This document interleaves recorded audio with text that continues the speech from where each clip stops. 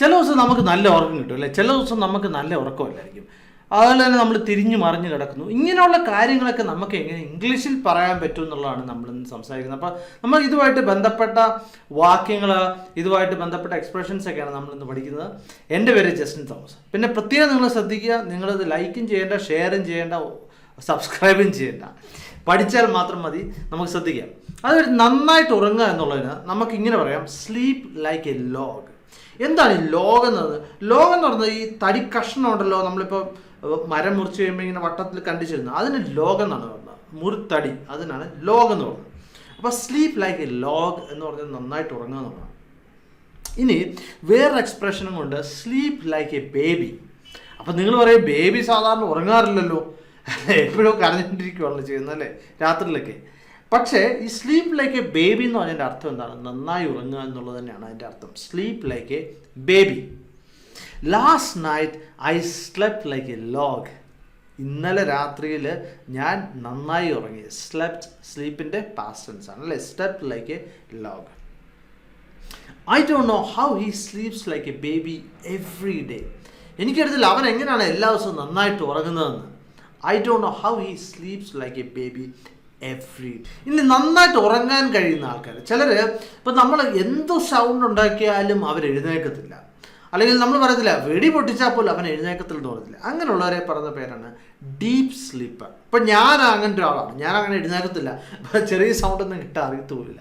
അപ്പോൾ I'm a deep sleeper. നമുക്ക് പറയാം he is a deep sleeper. അവൻ അങ്ങനെ നന്നായിട്ട് ഉറങ്ങാൻ കഴിയുന്ന ഒരാളാണ്, അല്ലെങ്കിൽ I'm a deep sleeper. ഇനിയിപ്പോഴും അങ്ങനെ കഴിയാത്ത ആൾ, ഉദാഹരണം പറയുകയാണെങ്കിൽ ചെറിയൊരു സൗണ്ട് കേട്ട് കഴിഞ്ഞാൽ ചാടി എഴുന്നേൽക്കും. എൻ്റെ ഇളയ സഹോദരൻ അങ്ങനെയാണ്. കുഞ്ഞൊരു സൗണ്ട് കേട്ടാൽ അത് ചാടി എഴുന്നേൽക്കും. അപ്പം അങ്ങനെയുള്ളവർ നമുക്ക് എന്ത് പറയാം? ലൈറ്റ് സ്ലീപ്പർ എന്ന് പറയാം. Light sleeper. ഓക്കെ, അപ്പം deep സ്ലീപ്പറും light സ്ലീപ്പറും.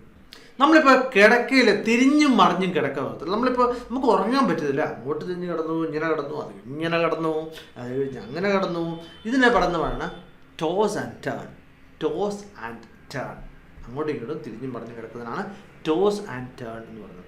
I tossed and turn the whole night. ഞാൻ മുഴുവൻ രാത്രിയിലും അങ്ങോട്ടും ഇങ്ങോട്ടും തിരഞ്ഞ് കിടക്കുകയായിരുന്നു എന്ന് പറഞ്ഞാൽ ഉറങ്ങാൻ പറ്റിയില്ല എന്നുള്ളതാണ് അല്ലേ. അതുകൊണ്ടാണ് ടോസ്ഡ് ആൻഡ് ടേൺഡ് എന്ന് പറഞ്ഞത്, കാരണം കഴിഞ്ഞ കാര്യമാണ് അല്ലേ. Tossed and turn the whole night. ഇനി നമ്മളിപ്പോൾ ശനിയാഴ്ച അല്ലെങ്കിൽ ഞായറാഴ്ചയൊക്കെയാണ് എന്ത് ചെയ്യും? എന്നാൽ ഇനി കുറച്ച് നേരം കൂടെ അങ്ങ് കിടക്കാൻ നോക്കും അല്ലേ, നമ്മൾ അറിഞ്ഞുകൊണ്ടല്ലേ. അപ്പം അതിനാണ് പറയുന്നത് എന്താണ്? സ്ലീപ്പ് ഇൻ എന്ന് പറയുന്നത്. സ്ലീപ്പ് ഇൻ കൂടുതൽ സമയം അല്ലേ, അറിഞ്ഞുകൊണ്ടാണ്. I usually sleep in on Saturdays. ഇവിടെ യൂഷ്വലി ഞാൻ അങ്ങനെ സാധാരണ ചെയ്യാറുണ്ട് എന്നുള്ള അർത്ഥത്തിലാണ്. I sleep in on Saturdays എന്ന് പറഞ്ഞാലും സെയിം അർത്ഥം തന്നെയാണ് വരുന്നത്. യൂഷ്വലി ചേർക്കേണ്ട ആവശ്യമില്ലേ, ചേർത്താലും കുഴപ്പമില്ല. I usually sleep in on Saturdays. ഇനി ഒരുപോലെ കണ്ണടച്ചിൽ നമ്മൾ പറയാറില്ലേ. അപ്പോൾ നമുക്ക് ഉദാഹരണമായിട്ട് പറയാം, ഞാൻ ഒരുപോലെ കണ്ണടച്ചില്ല ഇന്നലെ. ഇന്നെങ്ങനെ പറയാൻ വേണ്ടി പറ്റും? I didn't sleep A wink yesterday. അപ്പോൾ വിങ്ക് എന്ന് പറഞ്ഞാൽ എന്താണ്? ഇങ്ങനെ കണ്ണടക്കുന്നതാണ് വിങ്ക് എന്ന് പറയുന്നത്.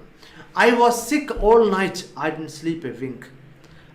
രാത്രി മുഴുവൻ അസുഖമായിരുന്നു, അതുകൊണ്ട് ഒട്ടും ഉറങ്ങാൻ പറ്റിയില്ല, ഒരുപോലെ കണ്ണടച്ചില്ല. ഇനി കുറച്ച് സിമ്പിളായിട്ടുള്ള സെൻറ്റൻസസ് നമുക്കൊന്ന് പറയാം. I'm feeling sleepy. എനിക്ക് ഉറക്കം വരുന്നുണ്ട്. I'm going to bed. അത് തന്നെയാണ് ഞാൻ ഉറങ്ങാൻ പോവുകയാണ്. I'm going to bed എന്ന് പറയാം, അല്ലെങ്കിൽ I'm going to sleep എന്ന് പറയാം. I'm so tired and I'm going to bed. ഭയങ്കരമായിട്ട് മടുത്തുകൊണ്ട് ഞാൻ കിടക്കാൻ വേണ്ടി പോവുകയാണ്. I was tired but I couldn't sleep.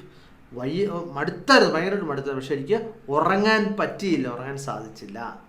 U should go home and get some sleep. Okay, നീ വീട്ടിൽ പോയി ഉറങ്ങ്. നമ്മൾ ഒരാൾക്കൊരു ഉപദേശം കൊടുക്കില്ലേ, അവനെ കണ്ടിട്ട് വളരെ ക്ഷീണം തോന്നും. നമ്മൾ പറയണ you should go home and get some sleep. I want to sleep a little more. എനിക്ക് ഇച്ചിരി കൂടെ ഒന്ന് ഉറങ്ങണം. ഇപ്പോഴേ നമ്മളിപ്പോൾ കുഞ്ഞുങ്ങളെയൊക്കെ രാവിലെ സ്കൂളിൽ പോകാൻ വേണ്ടി വിളിക്കുമ്പോൾ അവർ പറയില്ല, I want to sleep a little more, ഇച്ചിരി കൊണ്ട് ഉറങ്ങണം. ഇനി ഉറക്കവിളിക്ക് എന്താണ് ഇംഗ്ലീഷിൽ പറഞ്ഞത്? ഉറക്കവിളിക്ക് നമ്മൾ സ്ലീപ്പിംഗ് പിൽ എന്നാണ് പറയുന്നത്. ഇനി നിങ്ങൾ തീർച്ചയായിട്ടും താഴെ എനിക്ക് ഇന്നലെ ഒരുപോലെ കണ്ണടയ്ക്കാൻ വേണ്ടി പറ്റിയില്ല എന്ന് എങ്ങനെ ഇംഗ്ലീഷിൽ പറയാമെന്നുള്ളത് തീർച്ചയായിട്ടും നിങ്ങൾ കമൻറ്റിൽ എഴുതുക.